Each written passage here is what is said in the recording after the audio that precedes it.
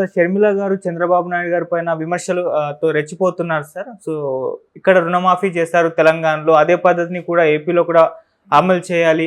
ఏపీలో కూడా రుణమాఫీ చేయాలని చెప్పేసి అంటున్నారు. ఈ విధంగా ఎందుకు షర్మిల గారు ఈ స్థాయిలో రెచ్చిపోతున్నారు చంద్రబాబు నాయుడు గారి పైన? మీరేం చెప్తారు సార్ దీని గురించి? అంటే షర్మిలకి ఒక ప్రాబ్లం ఏంటంటే జగన్ మీద మాత్రమే ఫోకస్ చేస్తే ఆమెకి మైలేజ్ రాదు. రెండోది కాంగ్రెస్ ప్రధానంగా తన ఎనిమిగా ఎన్డీఏని చూస్తుంది దేశవ్యాప్తంగా. జగన్ని కాంగ్రెస్ ఎనిమిగా చూడదు.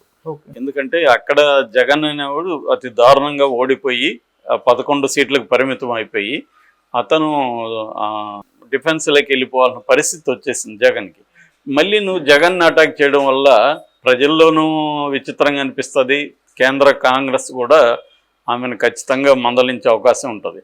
అందువల్ల ఆమె ఎన్డీఏ ప్రభుత్వం, అక్కడ ఉన్నది డబుల్ ఇంజన్ సర్కార్. అంటే కేంద్రంలోనూ ఎన్డీఏ ప్రభుత్వం ఉంది, ఇక్కడ ఎన్డీఏ ప్రభుత్వం ఉంది. పైగా ఎన్డీఏలో ప్రధాన భాగస్వామిగా చంద్రబాబు ఉన్నాడు. మోడీ తర్వాత అతిపెద్ద పార్టీ ఎవరిది? తెలుగుదేశమే. కాబట్టి బీజేపీ తర్వాత ఎన్డీఏలో.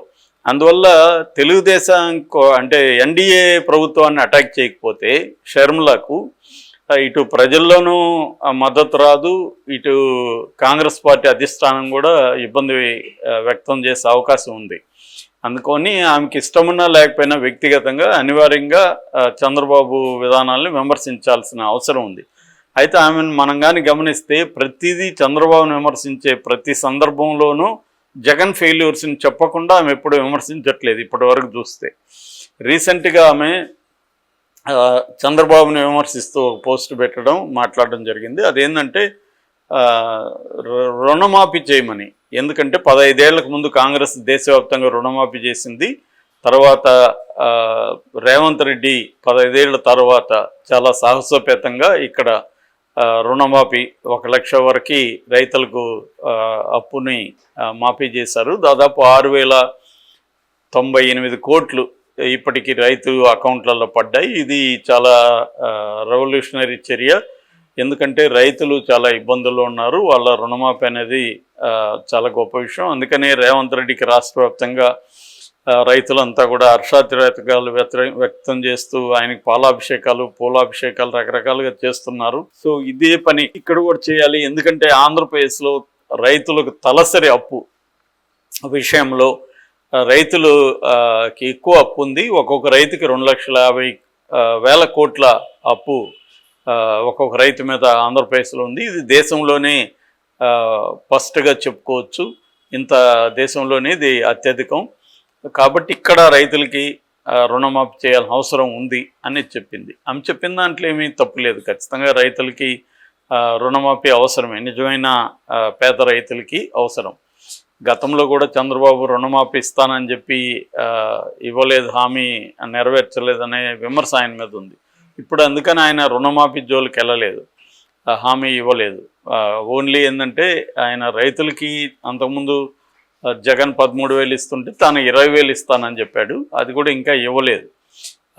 సో ఈమె చంద్రబాబు ఇవ్వని చెప్పి ఇవ్వని హామీల మీద గట్టిగా నిలదీయట్లేదు. అది కూడా గమనించాలి మనం. చంద్రబాబు ఏమేమి హామీలు ఇచ్చాడు? అప్పుడు పెన్షన్ పెంచుతానన్నాడు, పెన్షన్ పెంచాడు. వాలంటీర్లకు 10,000 చేస్తానన్నాడు, అది చేయలేదు.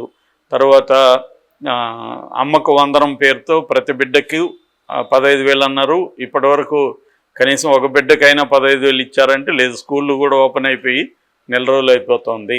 సో అది ఇవ్వలేదు. అట్లాగే మహిళలకు 1,500 నెలకన్నాడు, ఇవ్వలేదు. గ్యాస్ సిలిండర్లు ఇవ్వలేదు.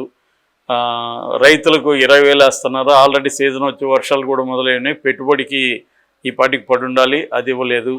ఇలాగా బోలెడు హామీలు చంద్రబాబు ఇచ్చి అవి చేయట్లేదు ఇప్పటివరకు.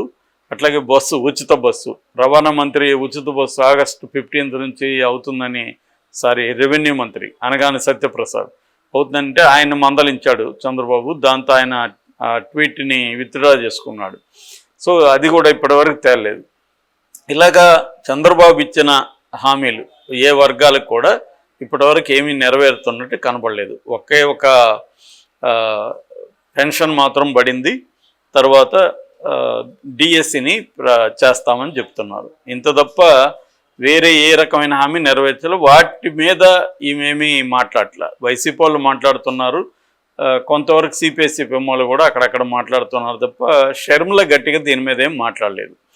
సో ఇప్పుడు ఈ రుణమాఫీ ఈయన చేశాడు కాబట్టి ఇక్కడ కూడా చేయండి అని ఒక రకంగా కాంగ్రెస్ ప్రభుత్వాన్ని పొగడ్డం, మీరు కూడా చేయండి అనేది చెప్తుంది తప్ప చంద్రబాబు ఇవ్వని హామీ అది. చంద్రబాబు రుణమాఫీ ఇవ్వలే.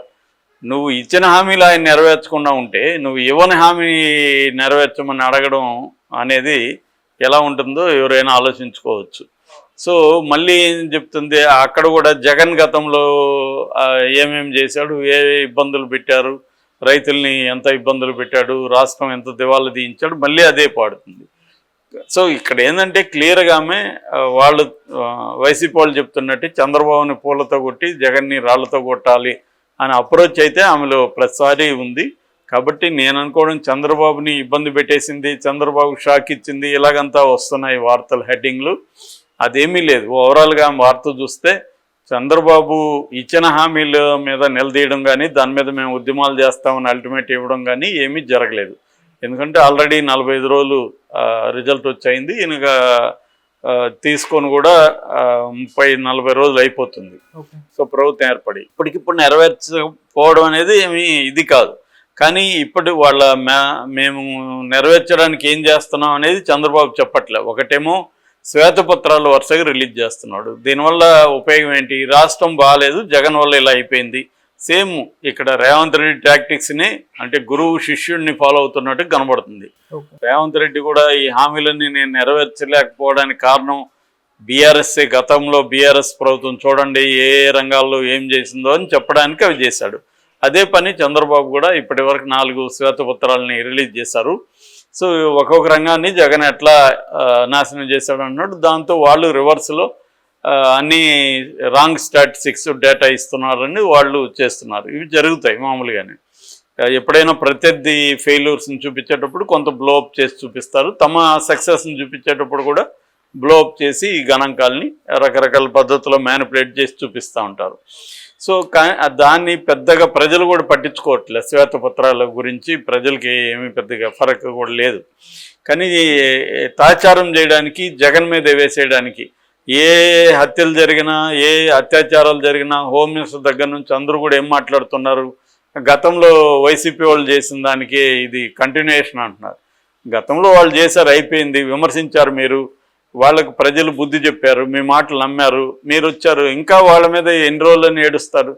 మీరేం చేయబోతున్నారు చెప్పండి, మీరు ఎందుకు చర్యలు తీసుకోవట్లేదో చెప్పండి, ఇది అడగడం మొదలుపెట్టారు ప్రజలు కూడా. ఎందుకంటే ప్రజలకి అది తెలుస్తుంది కదా, దాదాపు 20 చోట్ల పిల్లల్ని, స్త్రీలని అత్యాచారాలు జరిగాయి, చంపేశారు, దాని మీద స్పందన లేదు. నిన్న హోంమంత్రి ఏమంటుంది, నేనేమన్నా లాఠీ పట్టుకుని తిరగాల, గన్ను పట్టుకుని తిరగాల అని అడుగుతుంది. దాంట్లో ఆమె నిస్సహాయతే తెలుస్తుంది. అంటే ఆమె కూడా ఏమి చేయలేకపోతుంది అనేది మనకు అర్థమవుతుంది. సో ఈ కాంటెక్స్ట్లో షర్మిల ఈ విషయాల మీద ఏమీ మాట్లాడుతున్నట్లేదు. ఒకటి, జగన్ అన్నట్టుగా ఆమె కూడా హనీమూన్ పీరియడ్ ఇవ్వదలుచుకుందా, లేకపోతే జగన్నే టార్గెట్ చేసుకుంటూ గడిపేద్దాం అనుకుంటుందా? ఎందుకంటే ఆమె ప్రధానంగా మొత్తంగా ఇప్పటివరకు ఆమె జర్నీ చూస్తే ఆమె ఒక కాంగ్రెస్ నాయకురాల్లాగా బిహేవ్ చేయడం కంటే కూడా జగన్ మీద కోపంతో ఉన్న చెల్లెలు, అన్న మీద కోపంతో ఉన్న చెల్లెల్లాగే బిహేవ్ చేస్తుంది. అందుకని విత్ ఇన్ ద కాంగ్రెస్లో కూడా ఆమె మీద వ్యతిరేకత ఆల్రెడీ మొదలైంది. వాళ్ళు కూడా కంప్లైంట్ ఇవ్వడం, ఓపెన్గా ప్రకటనలు ఇవ్వడం కూడా చేస్తున్నారు. సో ఓవరాల్గా షర్మిల వల్ల చంద్రబాబుకి ఇబ్బంది ఉంటుందని నేనైతే ఏమనుకోవట్లేదు. ఆమెకు అంత